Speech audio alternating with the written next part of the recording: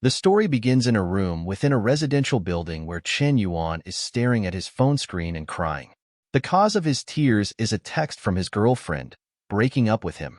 Through his tears, he texts her, asking what's suddenly wrong and promises to work hard to give her a happy life. But she blocks him before he can send the message. He collapses on a chair, appearing lifeless. His roommates, unaware of his distress, invite him to play a game, but he ignores them and rushes out of the room. Observing his odd behavior, they assume he's going through another breakup. It's the sixth one this month. On the street, people notice Chen and whisper about him. They recognize Chen Yuan as a notorious dog licker. Chen is there to meet the girl who just broke up with him, Shutong. She warns him not to make a scene as everyone is watching. Chen, believing she's just angry, offers her favorite guava pork and pleads for forgiveness, promising to change whatever she dislikes. The crowd laughs at him, gossiping that Chen works 4 part-time jobs to buy her gifts, yet she still dumped him. Shutong explains she isn't angry. Her ex-boyfriend came back wanting to reconcile, and after much thought, she decided he needed her more. Angrily, Chen calls her ex a scumbag, reminding her that he cheated on her and made her have an abortion. As he shouts, a Mercedes pulls up, and her ex tells her to get in. Before leaving, Shutong tells Chen it's best they don't meet again to avoid misunderstandings with her boyfriend. She drives away, leaving Chen standing there, staring after her. Chen throws the food in a dustbin and enters a convenience store, grabbing a water bottle. As he drinks, he wonders why his heart is always betrayed and if he will remain a dog licker forever. Frustrated, he crushes the bottle and decides there's nothing wrong with being a dog licker. Suddenly, he receives a notification about the most vigorous dog licking system, detecting a host. A screen appears, displaying his biodata and stats. Shocked, he tries to touch the screen and inadvertently touches the chest of a girl standing nearby. She yells at him, calling him a pervert. The system shows her data. Her name is Wale. It informs him that if her favorability towards him exceeds 95 points, she will transform into his licking dog, and he will receive 10% of the amount spent on her as his personal property, along with other rewards. Deciding to use the system on the girl before him, Chen apologizes and offers to pay for her meal. The system successfully binds their dog-licking relationship, with his mission being to counterattack Zhua. The reward for completing the task is 10% dog-licking gold and 5 strength points, which enhance physical attributes like fitness, mental strength, and agility. Zhuale, a popular girl in the art department, once made a man spend 30,000 yuan on her with just 3 words. She smirks at Chen, challenging if he wants to play rich and flirt with her. Onlookers think he's in trouble, but Chen smiles and says she'll know if he's worth it if she tries. She decides to test him, asking him to pay for snacks for all her classmates at the canteen. Though she thinks he looks like a beggar, she's stunned when he transfers 50,000 yuan to her account. The onlookers are equally shocked, thinking he must be a hidden rich kid despite his appearance. Chen smiles and asks if he can add her on WeChat. Zhua, intrigued, agrees but says he must come with her to a place first. Nervously, Chen agrees, having never been this close to a girl before. She takes him to a brand store, claiming she just wants to see his sincerity. He tells her to pick whatever she wants, hoping to test the dog-licking system further. Inside, he hears a familiar voice and sees Shutong shopping for luxury bags. Saddened, he watches her. Zhua notices and comments that she must have come at the wrong time, but Chen smiles and says she's arrived just in time. Zhua asks the shopkeeper if they still have a bag from the spring sales. The shopkeeper replies that there's only one left, but another lady is trying it. Shutong notices Chen and taunts him, saying she can't believe a broke guy like him brought a girl into the store. She tells her boyfriend, who's annoyed as she just celebrated her birthday last month. She explains it was based on the lunar calendar, and now it's the solar calendar. Her boyfriend, irritated by her materialism, questions if she's with him for his money. Nervously, she backs down. Zhua takes the bag from Shutong, saying she'll take it if she isn't buying. Chen pays the bill, increasing Zhua's favorability towards him to 60 points. Smiling, he realizes the power of money. Zhua decides to grab this big fish and calls Chen hubby, thanking him for the gift. Shutong, feeling insulted, pushes Chen as she leaves, telling him he's gone too far. Chen smirks, thinking they still have a long way to go. The system prompts him to bind the dog-licking relationship with Shutong, noting her current favorability is 10%. Once her favorability exceeds 95 points, she'll transform into his licking dog, with a reward of 10% licking gold and 20 strengthening points. Zwa asks if he's relieved now and if she did a good job, wondering where they'll go next. Chen laughs, saying they'll do more shopping. One bag isn't enough. In another store, he points at various items, telling the shopkeeper to pack everything except 2 things. Zwa's favorability continues to increase as he buys her designer perfumes and makeup. Eventually, she tells him it's enough as she can't fit more in her rental house. Chen offers to buy her a house, but she feels ashamed, saying he's already spent a lot on their first meeting. Her favorability drops by 5%. Chen, worried he scared her, reassures her by listing facts about her. She's a junior in the College of Fine Arts, 21 years old, 165 centimeters tall, weighs 49 kilograms, loves black, enjoys Korean food, is a Capricorn, wears size 37 shoes, likes horror movies but is afraid of walking at night. He assures her he wouldn't be so forward if he wasn't sure about it. He then tells the shopkeeper he wants to load their store value card for exclusive members with 500,000 yuan, ensuring that whenever this lady visits, she'll be shown the latest models directly. The shopkeeper follows his instructions. He then tells Wale that if he scared her, she should consider this card a peace offering. Looking at him affectionately, she starts blushing.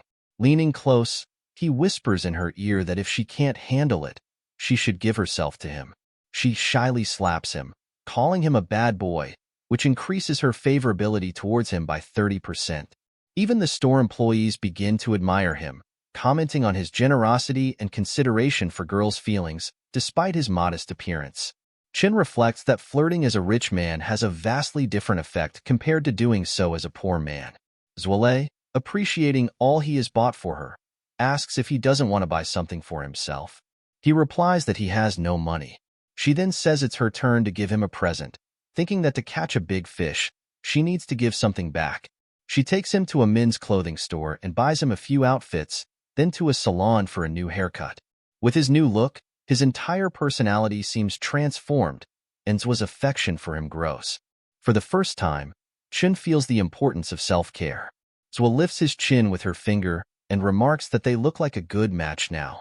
She then thanks him for a wonderful day, admitting she almost felt in love for a moment. She blows him a kiss and bids him goodbye, leaving his current favorability at 68. When Chen returns to his room, his roommates are shocked by his new look. They ask what he has been doing all day and why he is dressed so differently. He casually mentions he went on a date with Zwa. They are skeptical, reminding him of his troubles with Shutong and doubting his chances with Zwa, who is highly sought after in the art department. Later, he receives a text from Shutong suggesting they delete each other's numbers if he hates her. Chun knows she is trying to mess with his head. He thinks deleting her number would hinder his ability to increase her favorability and earn rewards. He replies that he can only hate her if she holds a special place in his heart. She confesses she is with her current boyfriend because she is vain, needs 50,000 yuan for her mother's medical expenses. Without hesitation, Chun transfers 50,000 yuan to her account. Shocked, she tells her friend about the generous transfer. Her friend, surprised, asks who would do such a thing, and Shutong shows her Chin's name. She begins to question if dumping him was a mistake and decides to ask him about his money and relationship with Zwa. However, she is disappointed when he doesn't reply as he has put her contact on Do Not Disturb. Chun realizes Shutong is too predictable while Zwa cannot be rushed. He ponders where else he can legally spend money on women and decides to try a live streaming platform. The girl on the live stream mentions she has an hour left before going off air and urges viewers to send gifts quickly. Chen, amazed by her quick earnings, decides he's in the right place. He sends her a large amount of money, shocking her and the other viewers. An employee at the streaming platform's headquarters informs the boss about an unknown tycoon spending 10 million yuan on a live stream, which astonishes the boss. Other streamers start sending Chun private messages, hoping for some of his generosity. Zwale, amazed by the 10 million yuan gift, thinks she's dreaming. She receives a board from the boss, confirming a 10% raise if she keeps this high spender engaged. Determined, she sends Chun a kiss and thanks him for the gifts, requesting a private message. However, Chun sleeps peacefully through the night. The next morning, his roommates are excitedly discussing a news report about someone spending 10 million yuan on a live stream. Chun wakes up, hearing their conversation, and realizes he spent a lot of money last night but didn't establish any binding relationships. He concludes that the bonding must happen in real life and laments the wasted money. Checking the messages on the app, he wonders if he's digging himself into a hole. His roommates are excitedly heading somewhere, and Chun asks what they're up to. They remind him of a public class where they can see the campus beauty, Xiao Yuki, up close. Xiao Yuki, the dream girl of all the boys, is a talented pianist, ballet principal, and second-level athlete, making her highly unattainable. Chun sits in the student hall, catching the attention of some girls who comment on his newfound handsomeness. He thinks about how no one has been able to win over Xiao Yuki in 3 years, wondering how much it would cost. Shutong and her friend sit a few rows behind him. Her friend notices Chin's improved looks and asks if he's dressed up for Shutong, who admits it seems likely, though her heart is conflicted due to her relationship with her current boyfriend. Chun, noticing Shutong's increasing favorability, thinks she is shallow but focuses on his plan to win over Xiao Yuki. Suddenly, a guy tries to impress his friends by approaching Xiao and asking for her WeChat. She ignores him, but her roommate, Wu Zofei, confronts the guy, scaring him off. Chen steps in, boldly asking Xiao for her WeChat, causing a stir among the students. Wu Zofei is impressed by Chen's confidence and asks if he wants to join the student union, but Chen replies he is not interested. He straightforwardly tells Xiao he wants to chase her, making her blush. Surprisingly, Xiao agrees to share her WeChat, shocking everyone. Shudong's friend questions if Qian isn't supposed to be Shudong's fish, but Shutong is furious watching Chen's actions.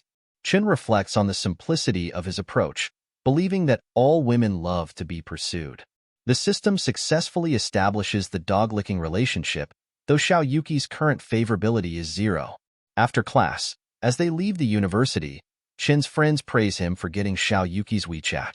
They note how much he has changed recently, joking that he now looks like a dog. One friend asks if Chun can get Xiao to introduce some of her friends to them. Chun downplays it, saying she's the school beauty and he's nothing special, accusing his friends of exaggerating. Suddenly, the guy who threatened earlier calls Chen a loser with self-awareness, sarcastically commending Chun for his wisdom. Chen retorts that the guy is more professional and that he should learn from him, which enrages the guy. He accuses Chun of being a blind cat running into a dead rat and warns him not to be too proud. Just then, Zuolei appears, complaining that Chen is slow and she has been waiting for him. The boys around them are shocked to see Zua talking to him.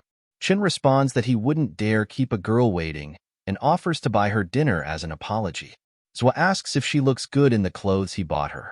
Chen praises her, saying the clothes were made for her and the bag looks best when she carries it.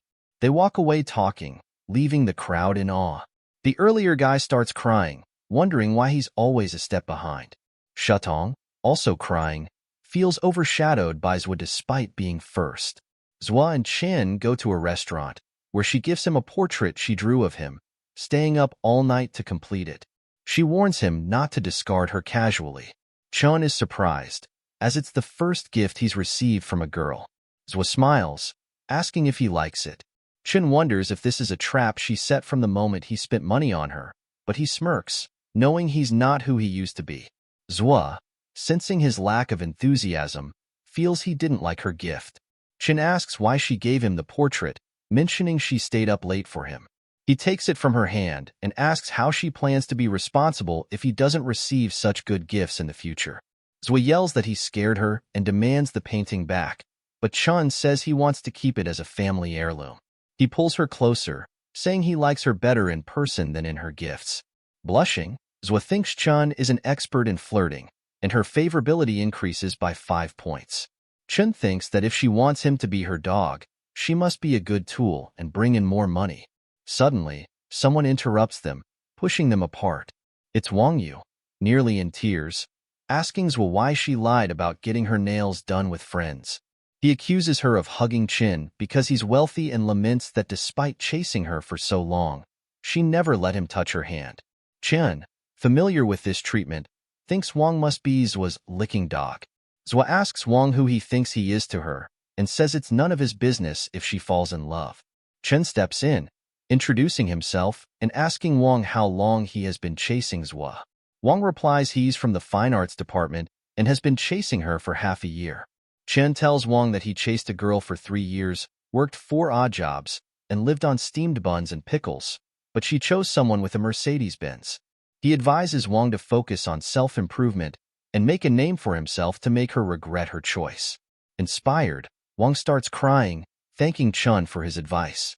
Zwa is puzzled by their conversation. Wang tells Chun he's just a friend to Zwa. Chun, however, says he doesn't care about her past but feels disrespected. He tears the painting in front of her, telling her she can use yesterday's card but they won't meet until she gets her relationship in order. Leaving the cafe, Chun laughs devilishly, eager to see how Zwa will handle it. Zwa starts shedding tears, realizing it's the first time someone has treated her like this, increasing her favorability by another 5 points.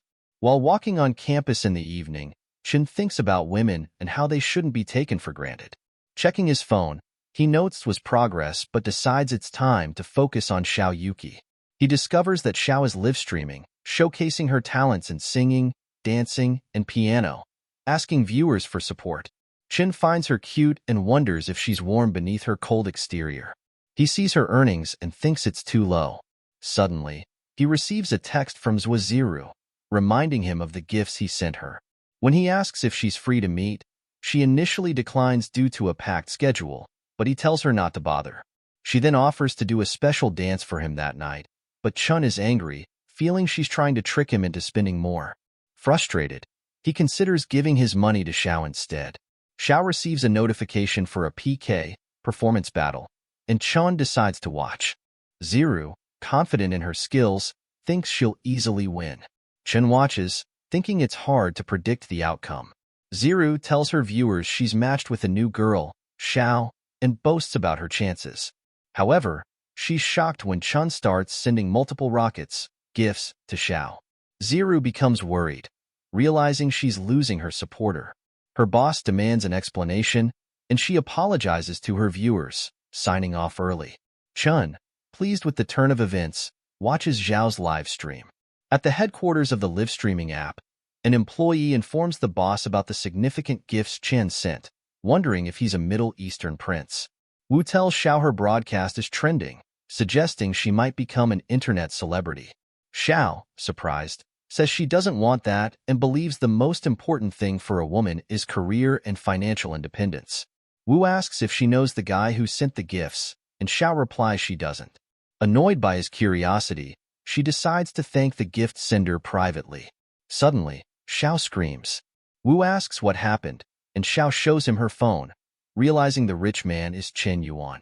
She speculates that Chun, despite his low-key nature, is a wealthy and well-educated individual who prefers to live an ordinary life to avoid the scrutiny of others. One day, he meets the girl he loves and bravely pursues her as a commoner. Xiao thinks this must be Chen's story and asks her if she is reading too many novels these days. She does not care what Wu thinks and says Chen has lived well since childhood, so pretending to be ordinary must be challenging. Now she has to thank him sincerely. Chen comes back after taking a shower and sees Zhao's text. She invites him to dinner tomorrow and says she will wait for him at the school gate.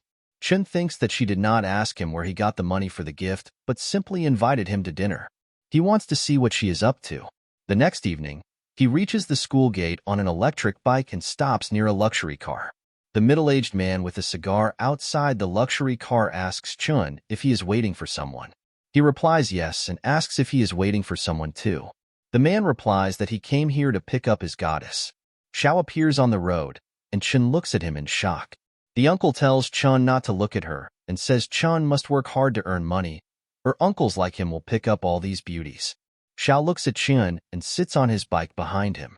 The uncle is shocked to see that beauty choosing that guy's bike over his luxury car. He kneels and cries, asking what the purpose of making so much money is. Xiao feels like riding a heavy bike and sitting with her husband after marriage. They arrive at a local restaurant, and Chun parks his bike outside.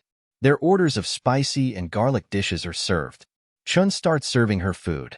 She adores his manner, thinking he forgot to be a gentleman even in a simple stall. It is the style of a noble family. Chun passes her the glove box. She smiles and thinks he treats people with a sense of propriety. A little more and they will be attentive, a little less and they will be cold. He is a very disciplined family man. Chun wears a glove and starts eating lobsters with his hands. She looks at him and thinks this must be the smallest lobster he has ever eaten. She thinks that if he is so rich and eats with her, he does not want her to be stressed out. She thinks he is such a soft, gentle flower of the highlands. Her favorability towards him increases by 10 points. Surprised by this sudden increase, the lobster falls out of his hand. She picks up a lobster and feeds him with her hands. She blushes and says she will peel the shrimp for him. He is amazed and starts liking her generosity. When she is feeding him, Shang and her boyfriend enter the restaurant. She is shocked to see Xiao feeding Chin shrimp. She is worried and thinks first it was Zhou Liu and now Xiao Yuki. She wonders how he could be so capable. She tells her boyfriend Junkai that there are too many people here and asks if they can go somewhere less crowded. He grabs her and says he thinks there are a lot of acquaintances. He tells her that he is a person who likes to eat in crowded places. He goes to Chin's table and throws some money at him, telling Chun to take these $500 and give him his seat. Chin looks at the currency notes fallen there and wonders what Junkai is doing and if he thinks he looks good like that. Junkai throws more notes and asks him if these are enough before Chin shows any reaction. Xiao stands up in anger. He thinks that he was provoked and wonders why she is so angry. Xiao angrily thinks about what that dog thinks of himself, daring to mess up her perfect date. Seeing all that money, a guy comes there and tells Junkai to give that money to him, and he will give his table to Junkai. Junkai grabs him by the shirt and angrily says he wants this table. Suddenly, he gets hit by a purse, and one of his teeth breaks. It was Xiao, and Chun was stunned to see her being this brave. At that very moment, a vast woman appears on the scene and tells Junkai that he eats her food, wears her clothes, drives her car, and asks how he dares to use her money to pick up girls. That woman looks furious. Chun looks at her and is scared to death. Junkai, who just got hit by Xiao, grabs his face with one hand and asks why Xiao is here. She thunders and asks if she had not been here, how she would have discovered that he was having fun with women behind her back. She says Junkai is a beast worse than a pig or a dog. Junkai tries to play innocent and says she has got it all wrong. He asks how he could have a woman. He says that she has given him everything, and there is no way he could betray her. He grabs Shang by her hair, pulls her, and says it was her. She seduced him. Shang cries and says that Junkai is lying. He asked her first and also said that he was single. He slaps her on her face and tells her to shut up. Shang looks at him with tears in her eyes. He again raises a hand at her and tells her to lower her gaze. Chin grabs his wrist and stops him there. He asks Junkai if he does not feel ashamed of himself while hitting a woman. Shang cannot believe that Chin took a stand for her. She thinks he still loves her, and her favorability for him increases and reaches the target point. The system informs him that Lin Shang, the dog-licking partner number 2, has a favorability score of 95 for the host. It congratulates the host for a successful counterattack. Dog-licking target 2 spent 50,000 on dog-licking gold and rewarded the host 5,000 yuan. Lin Shang is transferred into a licking dog. The host is rewarded with 20 enhancement points. With those points, his strength and agility increase. Chun bends Junkai's arm.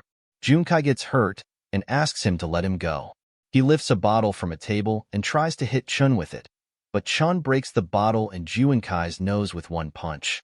Chen tells him that there is no shame in eating soft food, but he is a beast who eats soft food and beats women. Junkai feels insulted and brings out a knife from his pocket. Xiao tells Chun to watch out. Chun speedily grabs his wrist and releases the knife from his grip. Then he lifts him and throws him. Junkai passes out. The crowd gathers around to see the fight. Chun starts walking outside. Shang looks at him and rushes toward him. She grabs his leg and says she was wrong and blind. She asks him for a chance to start over. He asks her if Chin, whom she is talking to, is the person who once carried her over 10 kilometers to the emergency room at 3 a.m. Is he still the same Chun who saved up for half a year to buy her a cell phone only to be criticized for not being the latest model? Is it Chin who knows she is frivolous and vain, but always believes she will look back one day? He tells her that the old Chun is already dead. She chose it herself. Then he leaves her there crying. Chin drops Xiao at her hostel. He apologizes to President Xiao for the mess tonight. She replies that calling her president is too rude. He should just call her Kiki. She adds that she did not feel disturbed, but got to see a different side of someone. She thinks that Chun is a person who becomes more impressive the more someone looks at him. He has a hunch that he will bring her countless surprises. Shang enters her room while crying. Her friend asks her why she has not brought an umbrella, as it is showering so hard outside. Shang just calls Chun Yuan's name and says nothing else. Her friend thinks that she has heard that Chun swiped over 10 million for Zhao's live broadcast yesterday. She says this kid looks like a beggar but is so rich. Shang is shocked to hear that and asks her where she heard that news. She replies that Wu Fia's dorm roommate said it, and it is all over the women's dormitory. She thought Shang knew. Shang starts screaming after hearing everything. Chun is playing a video game. His friend asks him if he is outrageous. He has won 18 times in a row tonight. They ask him if he is a gaming genius. Chun thinks that he did not expect that after adding 20 attributes, even playing games would become easier. This is a surprise. He replies to his friends that he is in good condition. One of his friends asks him why he does not become an anchor. He says that when Chun makes 1 million a month, he can fly with him. Chun removes his shirt and looks at himself in the washroom's mirror. He thinks the attribute points have made qualitative changes in his body and is in better shape. He focuses on his jawline and says that calling himself the Peng Yuan of Hunan University should not be too much. He looks at his abs and says that with such a perfect body, he does not know which woman would be cheapened. Suddenly, his friend calls him and asks if he has fallen into the toilet hole. He tells him that the phone is ringing continuously. He comes out and checks his phone and wonders why Zul is calling him so late. He wonders if she is thinking of some new tricks to trick him. He calls her and asks her why she called him so late. She is crying on the other side. She tells him that she does not know what to do. She could only think of him. She asks if he can lend her $500,000. She wonders if he sees her as his future wife. Chen asks her what their relationship even means, suggesting there's no need for distinctions if it's not about him and her. She blushes more, her favorability rapidly increasing to 90 points. Chen thinks his acting skills are improving and that the film industry owes him an Oscar. Chen paid the initial deposit of 10 million, stating he'd transfer the remaining amount to Hong after completing the formalities. Hong replies that Chen can leave the transfer matters to him, assuring it will be sorted out in a few days. As they sit in the taxi, Hong waves them goodbye, thinking that with Smokey's wealth, it's surprising he insists on taking a taxi daily for physical exercise, proving that the wealthier he gets, the more low-key he becomes. While sitting in the taxi, Chung considers that President Zhao's favorability is already at 90 points.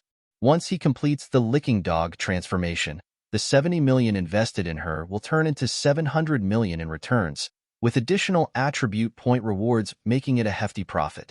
Xiao looks at him, thinking that based on her experience reading novels, if Qian just said something embarrassing, the next part might be their wedding. She wonders if the wedding will be in Milan or the Alps and what name would suit their child. Her daydreaming is interrupted when the driver tells them they've arrived. She exits the taxi and asks Chun if he isn't getting out. He replies that his roommates have invited him to play games at the internet cafe, bids her goodbye, and leaves. She becomes sad, saying it shouldn't be like this as she wanted to confess.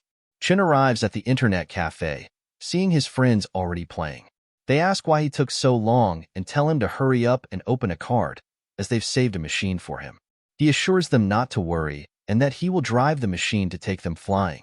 At the counter, he asks to open a 20U card, 4 packs of liquid cigarettes, and 4 bottles of iced black tea. It's Sue at the counter. She calls out to Chun, who is looking at his phone. Hearing her voice, he looks at her and asks what she's doing there. She blushes and explains she told him earlier that her dad runs a chain of internet cafes and opened this one thanks to him. Her family's debt has been completely paid off. She excitedly offers him a lifetime membership to the internet cafe with unlimited computer access. He replies that it's not necessary, but she insists.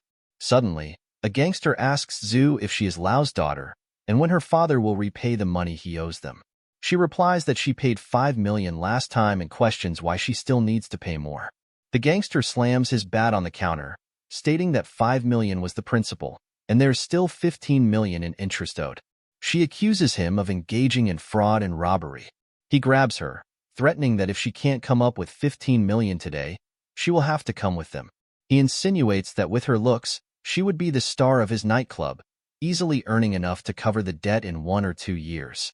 Seeing this, Chun grabs the gangster's arm, twists it, and warns them to leave quickly before he gets angry. The gangster retorts, saying Chun is meddling and orders his men to kill him. As all the gangsters attack simultaneously, Chun kicks them, impressing his friends with the blind monk's ultimate move, the cyclone kick. The gangsters leave the cafe, warning Chun not to cross their path again. Zhu hugs Chun, thanking him for saving her again, saying she was scared to death. Chun gets a notification that Zhu Li's favorability has reached 95 points, congratulating him on a successful counterattack.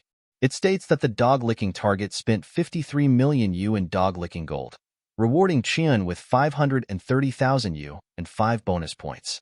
Chun thinks today is a double delight. Suddenly, Shanong arrives and sees Zhu hugging Chun. She calls her treacherous, accusing her of hiding and seducing Chen Yuan while enjoying the benefits alone. Chen, embarrassed by their fighting, tells the system to add all the points to strengthening and agility. The next day, students are wandering on the sports field, including Chen. He thinks Lin Shudong and Zhu Liu have been successfully wooed, so dealing with President Xiao will be a piece of cake. He decides it's time to find new targets, fearing he might end up with no one left to charm. Suddenly, a girl taps his back, asking if he can move aside as he's causing inconvenience to others. She explains their sports club has requisitioned the field for a short distance race and requests he avoid the area. He looks at her closely, noting that despite her fierceness, she seems straightforward and genuine. He agrees, then shows her his phone, asking for her WeChat ID to add her there. Suddenly, a guy arrives, questioning what Chun is doing. He claims to be her boyfriend and tells Chun to give up the idea. Chun recognizes him as someone who used to beat him up. The guy calls Chun a toad dreaming of eating swan meat, telling him to face reality. Chun thinks it's a narrow road between enemies. The system binds the girl in the dog-licking relationship, revealing her name is Henning, and her current favorability towards Chun is 5. If he succeeds, he'll be rewarded with 10% of the dog-licking gold and 22 enhancement points. Chun finds this target attractive. The referee asks the players to get ready as the competition is about to begin. The guy also lines up at the starting line, with Jing rooting for her boyfriend. As the race starts, the guy runs faster than the other players, maintaining the lead. He thinks the other players are like ants, but suddenly, someone overtakes him. Shocked, he wonders how someone can be this fast. It's Chun, who leaves him behind, determined to defeat him in his strongest field. Yang acknowledges that Chun cannot be underestimated, laughing and thinking he will show Chun what it means to be a great emperor. However, he soon wonders where Chun has gone, only to see Chun lapping him by a whole round. Stunned, he wonders how many seconds it took.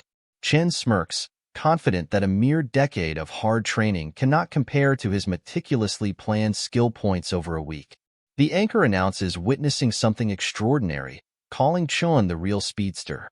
The crowd cheers as Chun completes a lap in just 50 seconds. Chun wins the race, leaving Jing in disbelief over her boyfriend's loss.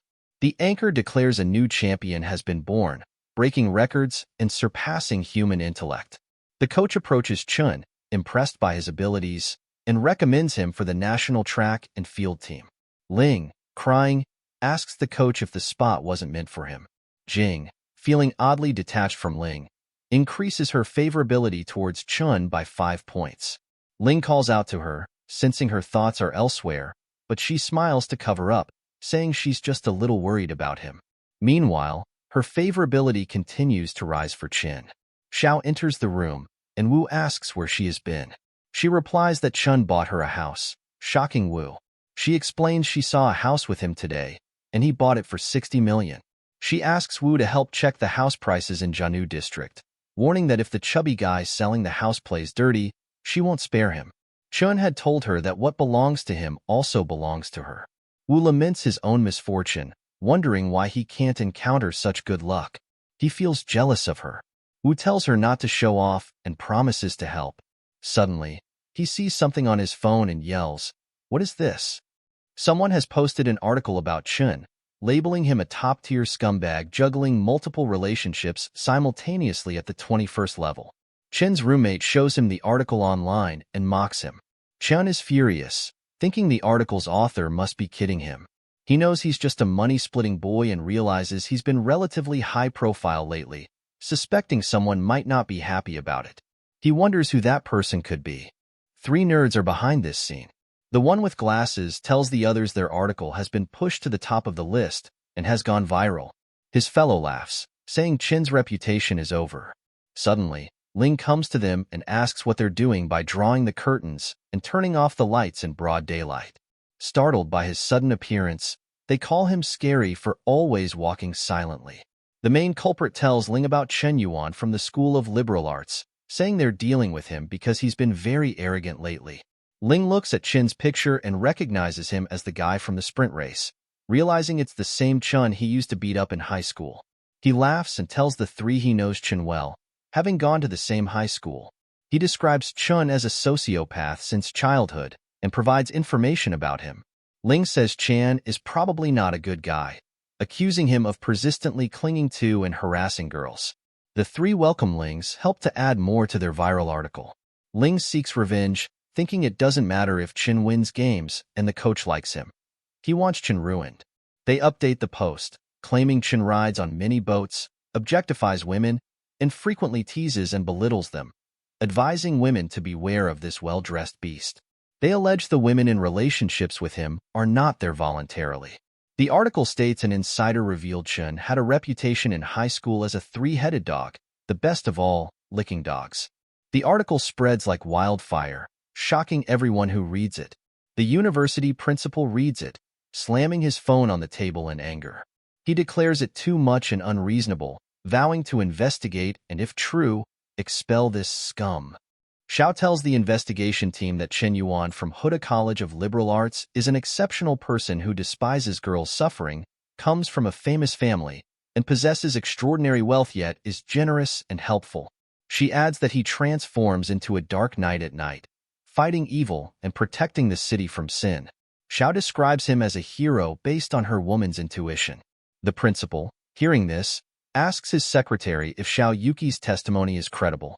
The secretary replies that although she seems a bit weird, as the vice president of the student union, she shouldn't lie, implying Chen is probably a good person. The principal orders the officers to question Chen's classmates further. The officers approach Sheng, showing her their IDs and asking for help in their investigation. They take her to the investigation room, where she starts crying, insisting Chen Yuan is a good person and expressing her own feelings of inadequacy. She admits to being emotional, saying it pains her to think of him because he doesn't love her back. The officer hands her a tissue and clarifies that she thinks Chen Yuan is a good person despite rejecting her love. She confirms this, stating Chen is undoubtedly good and has done nothing wrong. The principal hears her testimony, leaves the room, and smokes outside, contemplating the possibility of Chen's innocence and the forum's intent to smear him. He then sees 2 people approaching with a banner. Introducing himself as the president of Hunan University, he asks what they need. Zoil, from the art department, presents a banner for Chen Yuan from the literature college, praising his bravery and help to her family. Shocked by this, the principal realizes he may have wrongly accused Chen. He reviews the post again, now noticing videos in favor of Chen, including one of him winning the race and numerous comments from girls supporting him. The principal, seeing Chen's innocent looks, grabs his head in worry, wondering if Chen is a popular idol unfairly targeted. The principal calls all the students to the hall, announcing that recent rumors against Chen Yuan are completely false. He declares it slander and pulls Chen closer, praising his correct lifestyle, willingness to help others, and secret acts of bravery. He gives Chen a certificate, urging others to learn from him. The students applaud, leaving Chin embarrassed and wondering when he has shown such courage. Ling, burning with jealousy, cannot understand why Chin hasn't been ruined and thinks everyone is blind, believing he should be the one receiving applause. Seeing his girlfriend, Jing, enchanted by Chin's personality, Ling's anger grows as her favorability towards Chun increases. After the ceremony, Ling confronts Jing, accusing her of enthusiastically applauding Chin Yuan. She responds, questioning his health and jealousy, stating she only admires Chun as a fellow student who has done many good deeds, yet remains indifferent to fame and wealth. She mentions that after winning against Ling, Chun could have become prideful but chose humility instead. These comments fuel Ling's anger, and he grabs her wrist, telling her to shut up. She starts weeping, saying he is hurting her.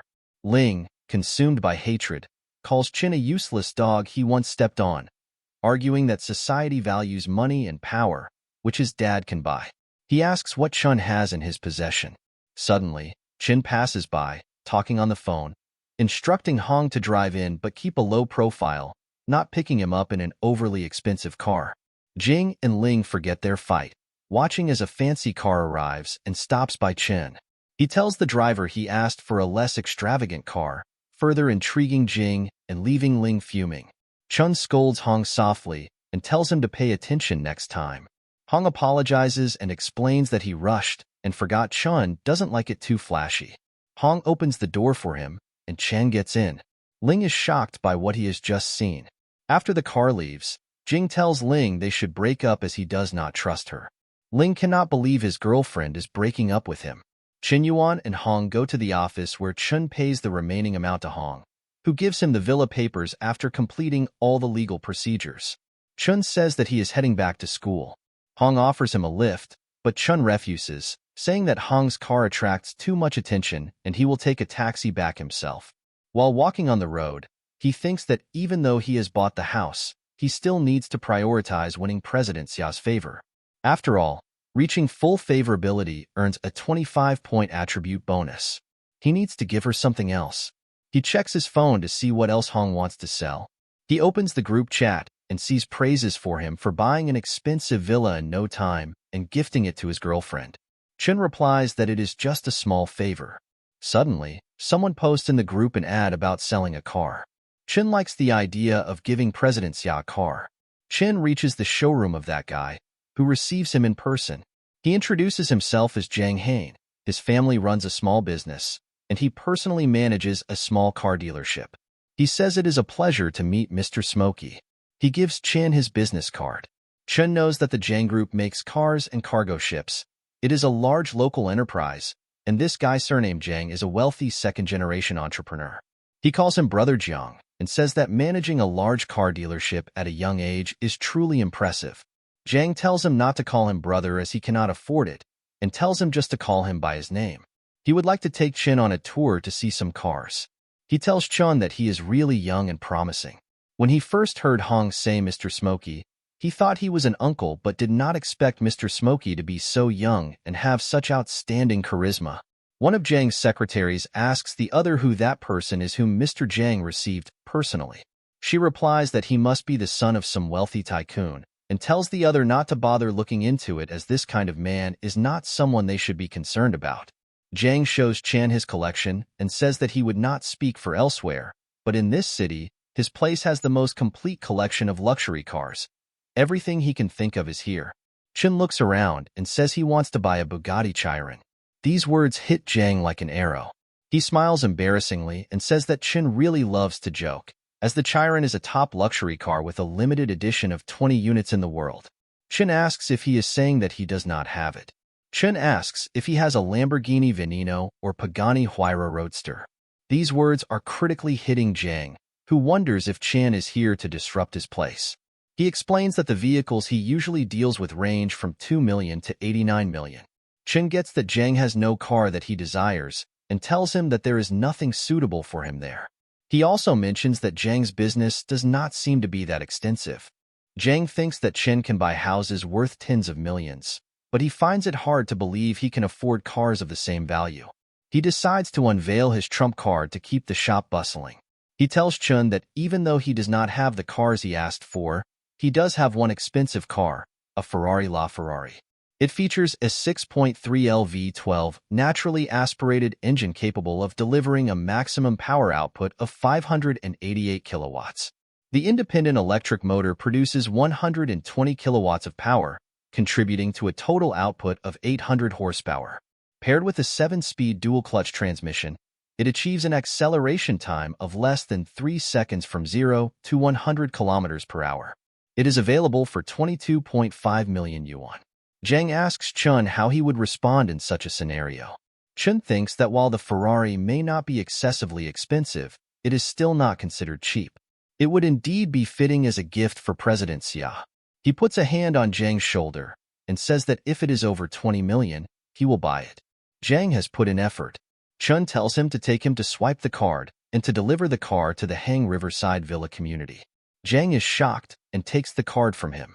Suddenly, Chun gets a call from his friendly one and wonders why he is calling him at this time. One tells Chun that on his birthday, his girlfriend Liu Jia said she was accompanying her best friend to do nails. It got very late, and Liu Jia did not bring an umbrella with her. He was worried about her, so he hurriedly took an umbrella to give it to her, but he witnessed a scene that tore his heart apart. She was kissing some rich guy with a car in the rain. At that moment, he had a sense of confusion. They were getting wet in the rain while he, holding the umbrella, felt like a drowned rat. One is crying and tells Chun that his heart hurts so much. It was a 3-year relationship. He had planned to take her home to meet his parents. Chun tells him to stop drinking as he has already had 8 bottles of beer. One sobs and asks if he did something wrong and if he can still try to win her back. Chun grabs him by his shirt and scolds him. He tells him that he must stay clear-headed as the mistake is hers, not his. He tells him to pick up his self-respect and not become a licking dog. One falls to his knees and says he already knows all of this, but he does not know what to do. Chun looks at his miserable friend and says it is hard to accept. He asks one if he thinks Leo is just impulsive and not a bad person. Chun needs to teach one a lesson. He brings out his phone and dials a number. One asks what he is talking about and whom he is planning to call. Chen tells one to trust him and let him handle this situation. He will make Leo kneel before him and repent. Chun calls Janghausen and says he wants to borrow a few cars, noting that they are too expensive, just a few million each. He also asks if Zhang can contact some of his trustworthy friends to have them drive the cars over tomorrow. Zhang replies that he will handle this matter properly for him. One wonders why there are double crosses involved in this. After that, Chun calls Zul and asks her if she is free tonight. He would like to meet up with her. He tells her the address and says he will wait for her there. One looks at his friend and says he seems to have changed a bit. In the evening, they meet at a restaurant. One is stunned to see Zole hugging Chun so openly. She says she missed him so much. One thinks that Chen made a single call and brought an 8 out of 10 girl. He wonders if this is still the loyal, licking dog he used to know. Chen introduces Wan to Zul.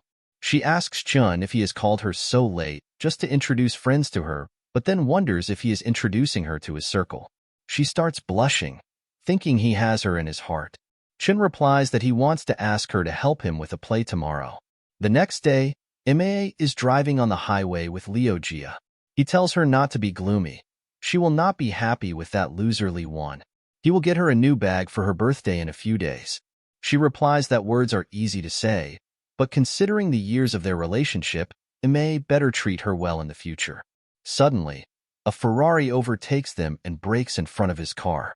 Ma brakes just in time and avoids an accident. He yells at the guy in the Ferrari, asking if he doesn't know how to drive appropriately, but then he sees a woman with perfect curves, shining wheels, and unparalleled headlights stepping out of the red car. He becomes a fan of her beauty and says a Ferrari is nothing compared to her. Right after that, one steps out of the car, covered in luxury brands from head to toe. Jia is shocked to see him coming out of that luxury car. Zole grabs him by his arm and says she is scared as the new car he bought for her almost got hit by this guy. One acts hesitantly and says that if it gets hit, he will buy her a new one. Ma looks at one and wonders how he turned out like this, and if he is a hidden rich second generation. Jia looks at them and thinks for a second. She understands that they are acting. She yells at one, asking what he is trying to pretend. When tries to act cool but fails. He tells Zul to get in the car as they still have a bit to go. Jia tells when she has known him for a long time and asks if he thinks she does not know about his background. She admits she is wrong but says his performance today disgusts her. Zhang, who is in the car with Chun, listens to their conversation and tells Chun that the woman has figured it out. Chun smiles and says it is not a problem. It is time to take the stage with his younger brother. The real show is about to begin. Following this, all the cars he borrowed drive towards their location, arriving quickly and surrounding Mo. A man in a white suit, familiar to Mo, steps out of one of the cars, pretending to be an old friend and expressing surprise at seeing Mo there. Mo is shocked to see this man. Subsequently, the other drivers exit their vehicles. The man in white, named Bai, walks up to Mo and asks if he recognizes him. Mo starts shaking in fear as Bai encircles him and Jia, questioning whether Mo told her his name is Mai, that his family owns a coal mine, and that he studies in America. Bai grabs Mo by the head, telling Jia that Mo is a habitual liar who pretends to be wealthy to deceive women into bed, calling him nothing more than a gigolo. Bai laughs, asking if she truly believes he is a rich second generation. He mocks Mo's tactics as clumsy and says he should have starved by now, yet naive girls still fall for it. He adds that Jia does not deserve to be with wealthy people. Jia, devastated by his words, runs to beat Mo with her sandals, calling him worse than a dog and threatening to kill him. Mo starts crying and apologizing to her. Seeing this, Wen tells Zul to leave. Jia grabs him by the leg, pleading with him not to leave her behind. She explains she is not admiring vanity, but rather afraid of being poor, and begs for another chance. Wen walks away, telling her not to call him anymore, effectively breaking up with her. Mo tries to escape, but Chun blocks his way, asking where he plans to go. He tells Mo that letting him go is possible, but first, he must give himself 100 slaps. Later, they all go to a pub to celebrate. Chun thanks everyone for their strong support, but the others tell him not to be so formal since Han's friends are his friends too. Bai gets closer to Chin, mentioning he has heard Chin is a master on the Shark Live platform and asks for a favor. Chin asks what kind of favor. Bai says he has a favorite streamer he wants to support, but he is out of money this month and wonders if Chin can help. Chun realizes they want to test his abilities again, noting that wealthy people often underestimate others. Jin gets embarrassed and tells Chun that Bai is just joking and not to take it to heart, advising Bai that supporting his girl is his own responsibility, not Chin's. Chun slams his glass on the table, making the others think he is angry and wants to fight, but he unlocks his phone, slides it towards Bai, and says he is going to the bathroom, letting Bai use his account freely. Bai is surprised at Chin's trust, but he really does spend freely. In the washroom, Chin thinks he might feel reluctant if they ask him to pay the bill, but he is not tired of paying for gifts since the system pays for them anyway. When he returns from the washroom, he sees the guys gathered around Bai, encouraging him to spend more. Chin asks what is going on with all the excitement. Bai, sobbing, asks Chun to save the child. Chin takes his phone back and checks it, noting Bai only spent less than 20 million, calling him weak. The others are stunned, wondering about Chin's true identity and if his family is richer than Tiandi and Banks. Bai sighs, admitting he might earn tens of thousands on a regular day, but surpassing 13 million feels like brushing out several sports cars, tearing his heart apart. Chen decides 20 million does not sound good and rounds it up to a neat 60 million for him. Bai begs him to stop, saying the girl does not deserve so much money. Jin asks Bai if he realizes he is not up to par, proposing a toast to Boss Chun. Bai admits he surrenders genuinely and will follow Chin's lead from now on. A girl in the bar notices Chun and asks who he is, recognizing Bai Killen from White Real Estate. Another girl comments it sounds like a gathering of the elite second generation in the top circles of Seoul, dreaming of joining them for a worry-free life. Another girl asks if the one called Chan is the mysterious person who went viral for brushing a billion, saying his life is her dream. Chen receives a text and tells the others he has something to attend to and will take off, promising to plan another meetup. The text is from Zaire, telling him she is in Seoul and cannot wait to meet him. He replies they can meet tomorrow, thinking it is time to reap a harvest of goodwill after leaving her hanging for so long. The next day, Zaire lands at the airport, thinking that as long as she exudes a little charm, Chun will end up as another catch in her fish pond. Chun looks at the messages from Shadam, who tries to fish him and apologizes for her past mistakes. He deletes the messages and blocks her contact. Zaire asks what he is looking at as they have tea at a cafe at the airport. Chun replies it is nothing and asks what she is talking about. She recalls her boss strictly asking her to capture him, even if she stripped herself naked and sent him to his bed. She thinks it is hateful that he can stay indifferent even in the face of her beauty. Zaire wonders about Chin's background, suspecting he might be running his own business or has a company due to his confidence in spending lavishly. Chun says the money he used to buy gifts was from his dad, and now his dad's company has gone bankrupt because of his spending, owing the bank tens of millions. He grabs her hand and asks if she can refund some of the money spent on gifts. She feels sick of him suddenly, her favorability plummeting, and she yells at him, asking if he is broke and why he pretends to be rich. She scolds him for wasting her time, calling him a disappointment. She dials someone's number, calling him Lon, and asks him to pick her up, claiming a loser is bothering her and she is scared. Chan smirks, thinking he has met practical women before, but never someone so shamelessly distorting facts. Lon enters the cafe, roaring, asking if Chun knows who runs this territory in Seoul. Zaire runs to hug him, claiming Chen harassed her. Lon is surprised to see Chun, ignoring Zaire and running to shake Chen's hand. He introduces himself as Cha Lon, who followed Brother Bai to toast Chun yesterday. Chen remembers him, and Lon expresses regret for not having more drinks with him yesterday, inviting Chun to honor him.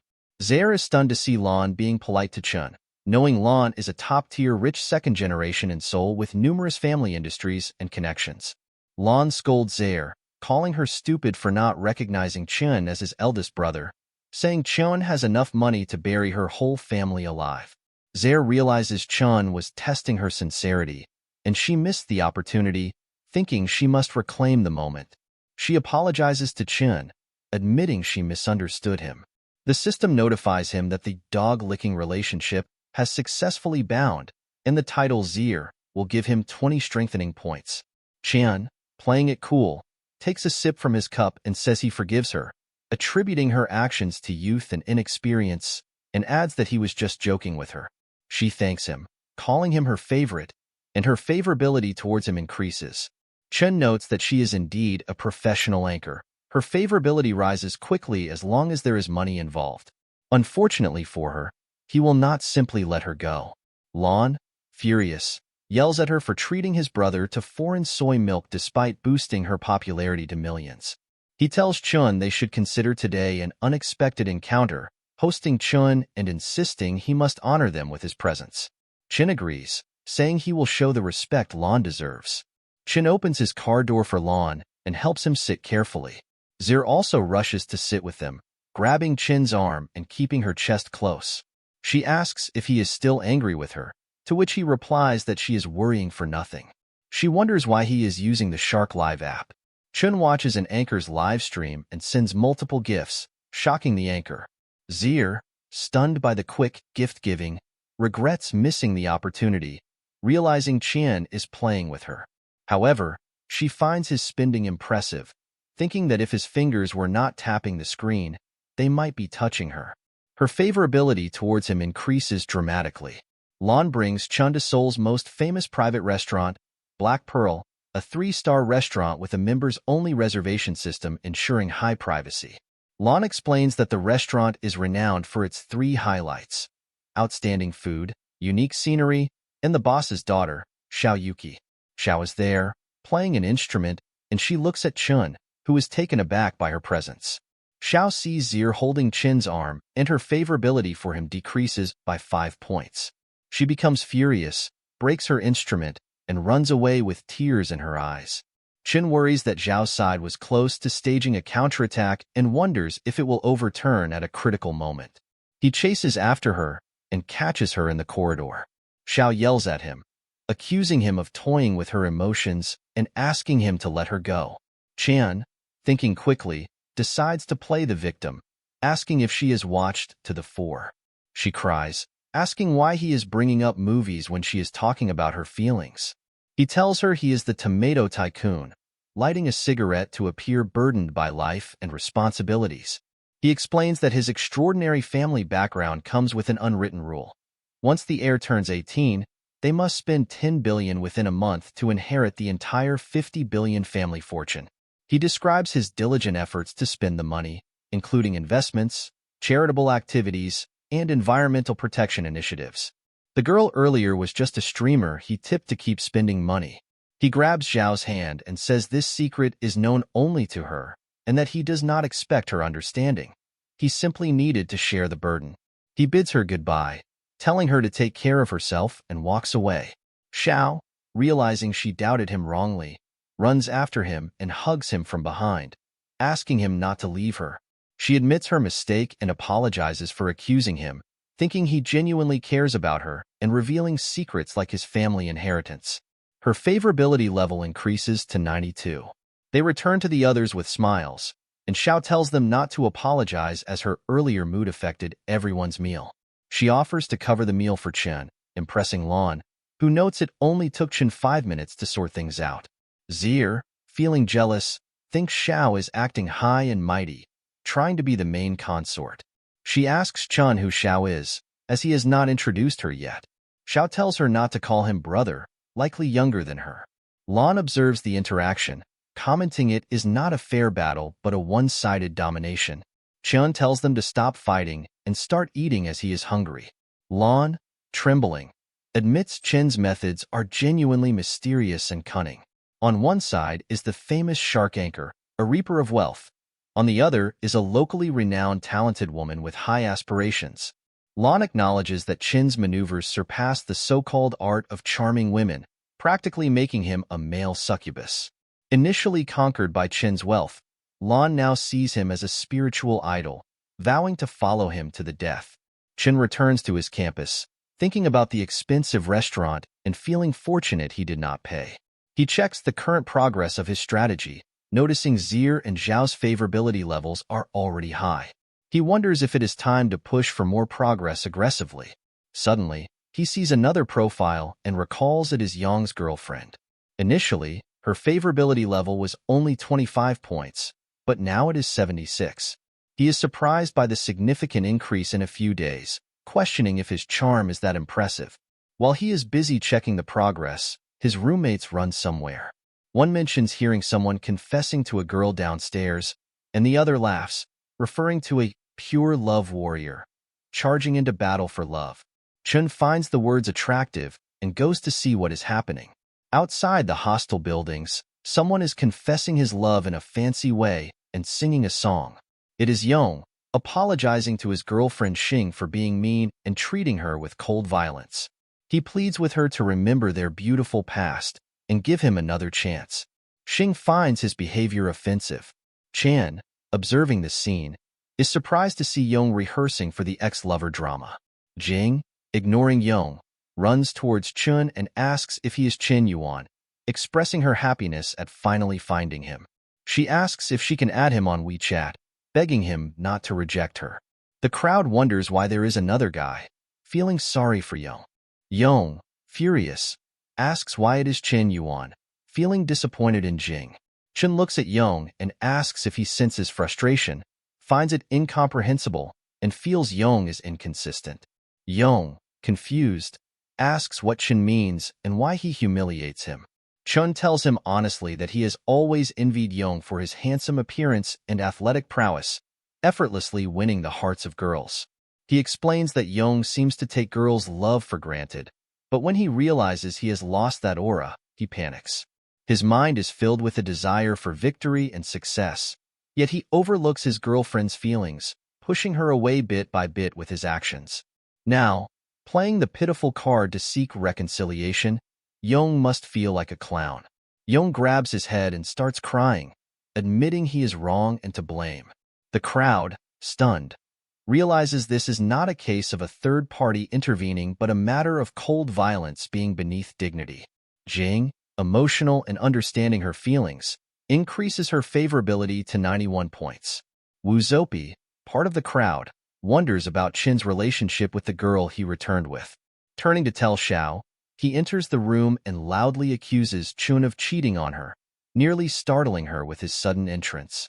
Xiao tells him firmly to stop fooling around, mentioning anyone can cheat, but not Chun Yuan. It's impossible. Wu Zopie insists a girl downstairs is confessing her feelings to Chen Yuan, citing their meaningful glances. Xiao dismisses it, stating Chun can't control others' expressions of feelings.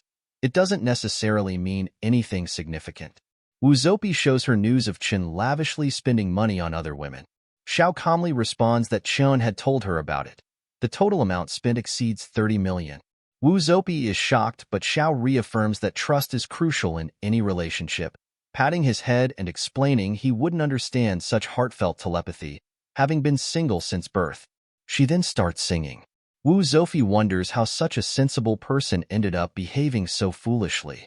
Chan, yawning from fatigue, is urged by his friend China to focus during the murder mystery game. Chen replies he didn't want to come in the first place. He was begged to join by China.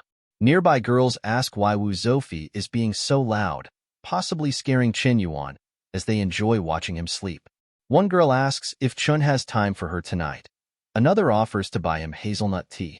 China tells him if he doesn't come, these girls won't either, jesting that a handsome guy like him won't understand an ordinary guy's struggles.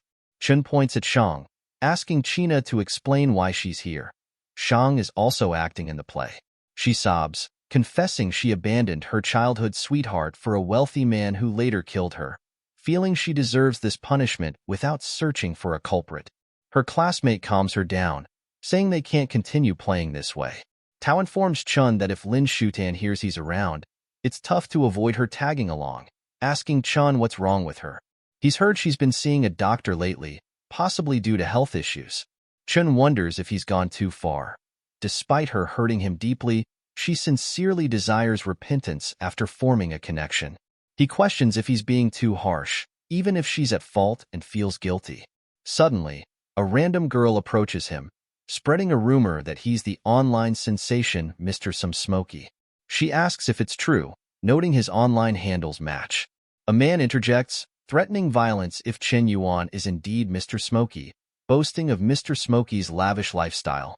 Chun recognizes the man and introduces him to Shutan, who's surprised to hear he's not Mr. K. Smoky. The girl Chun introduced quickly adds Yato on WeChat. Whispering to Chen, she compares their past dynamic to beating a dog versus being stepped on by him now.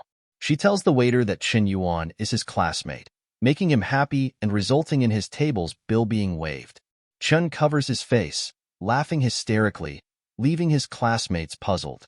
Eventually, he assures them he's fine, having realized some things. He feels he gave Shutan the chance she wanted, but believes a leopard can't change its spots. He won't sympathize because she doesn't deserve it. Chun leaves the cafe as Leno invites him to a high school reunion at Kusha restaurant, daring him to come. Leno promises to cover all expenses today, prompting praise from his friends. They commend Leno's generosity, noting how he welcomes everyone and mentions Ru, whom he describes as a perfect match for him. Chun observes Ru, the bright spot in his life during high school, mysterious and noble, like an unsolvable equation captivating all the boys. He approaches her, asking to add her on WeChat for easier communication, irritating Yao. Ru agrees but wonders who he is, feeling they've never met before. The system notes their developing relationship, with her favorability towards Chun currently at 0. For a successful counterattack, he'll gain 35 attribute points and skills. Everyone in the room notices Chin's newfound strength, wondering about his transformation. Jia questions if he's become a lackey for wealthy second-generation kids, highlighting his recent associations with them. She accuses him of supporting notorious scumbags like Lu Wench. Wen defends him, prompting Jia to recall how Wench toyed with her feelings before moving on effortlessly, leaving her heartbroken. Yao joins in, offering Chin a job, suggesting he work for clean money instead of associating with wealthy second-generation peers. Chun muses that Jia aims to defame him while Yao assists in the attack, seemingly planning it together. He smirks, realizing these challenges are opportunities to assert himself. Chun texts Zhang Hozhen to bring his Ferrari to Kushu restaurant's entrance as they prepare to leave. Their group thanks Yao for treating them at the 4-star hotel, noting how these classmates might now avoid showing their faces. Yao offers to drive Ru home, insinuating he'll be her exclusive driver tonight, but she politely declines. A guard interrupts, requesting Yao move his car due to a VIP arriving. Reserved parking after 9 p.m. Yao questions the guard, asserting his right to park while spending at their restaurant, learning a lesson about VIP privileges. Yao waits by his car, curious to see who the important VIP is. Soon, a Ferrari LaFerrari arrives, a car he's only seen at exhibitions. Jang Haein of Jang Group steps out, a figure rumored influential among Seoul's wealthy second-generation circles. Yao feels relieved he hadn't crossed paths with him. Jang hands the car keys to Chun, who gratefully thanks him for bringing it over such a distance, emphasizing their familial bond, making Yao shocked to learn it's Chen's car. Others wonder if Chun is genuinely wealthy. One remarks Chen's Ferrari could buy more than a dozen of Yao's cars. Chun tells Jang he wants to introduce an old classmate, silencing some girls who criticized Jia's earlier accusations. Ru realizes Jia and Luno slandered Chen, feeling drawn to him despite his immense wealth. Chun seizes the moment, asking if he can escort Ru home. She agrees, and they leave in his Ferrari. Behind them, Yao hears when comparing people's differences to those between humans and dogs, feeling insulted but unable to respond. Chen drives Ru home, where she reflects on impulsively joining him, unsure about their sudden connection. Chun notices her Dita Von Teese pendant, surprising her with his knowledge. They bond over shared interests, leading to a blush from Ru. Chun drops Ru off, playfully sharing a gesture from their favorite cartoon. She tells him to call her Ru and thanks him, both laughing at their playful interaction.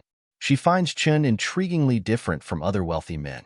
Meanwhile, Chen checks a chat from a wealthy tycoon group discussing various topics. Jang mentions a major gossip piece involving Ru and Zio Gang's engagement, hinting at financial troubles within Zio Group and the potential marriage alliance. Shocked, Chun resolves not to let Ru marry someone else. He decides not to be passive in her life anymore, rushing to find her. Along the way, a woman mistakes him for a running man from a video and offers him a chance at internet celebrity, but he declines firmly. She persists, mentioning backing from Mr. Smokey, irritating Chun. He vents in his wealthy friend's chat, seeking help against her harassment. The woman, Shun Shui, panics when her boss summons her, fearing job loss. Chen ponders the hand group's audacity to vie for Ru, vowing to assert his own influence. Meanwhile, Ru's parents take her to meet the Han family, reassuring her amid their financial struggles. She's surprised by Chen's text asking about her location, revealing she's headed to Emperor Place restaurant for a scheduled event. She considers Chen a better option than her arranged match with Han's heir, feeling her father's unusual behavior signals more than a simple blind date. At the restaurant, they meet Mr. Han, impressed by Ru's grace and poise. She notices her father's secretive behavior with a bag of documents, suspecting more than a casual meeting. Mr. Han welcomes them warmly, signaling a potential family alliance. Ru texts Chun, updating him on her whereabouts in room 305. Zio Gang grasps her hand and confesses that since their last meeting at a party, he's been unable to focus on anything but her. He's lost his appetite and even dreams of her at night. Assuring her that his father will assist her family during tough times, she withdraws her hand and reluctantly thanks him. He places his hand on her back, suggesting they drop formalities since they'll soon be family. As he touches her hips, she slaps his hand, insisting he control himself. Her father scolds her for her rudeness towards Hanno Gang, apologizing and suggesting she doesn't know better due to her youth. Mr. Khan's laughs, seeing a match between Zio Gang and his daughter, inviting them to sit as Mr. M. Ono reviews the contract. Around the meeting table, the manager presents the equity transfer agreement, detailing additional clauses.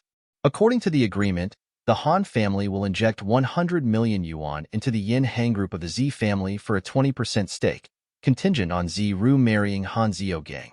Shocked by the conditions, she grabs the paper, reads it, and cries, accusing her father of selling her. Her mother tries to calm her, but she refuses, questioning why their business failures should dictate her life. She condemns Hanno Gang's vices and vows never to marry him. In a shocking turn, her father slaps her, leaving her bewildered.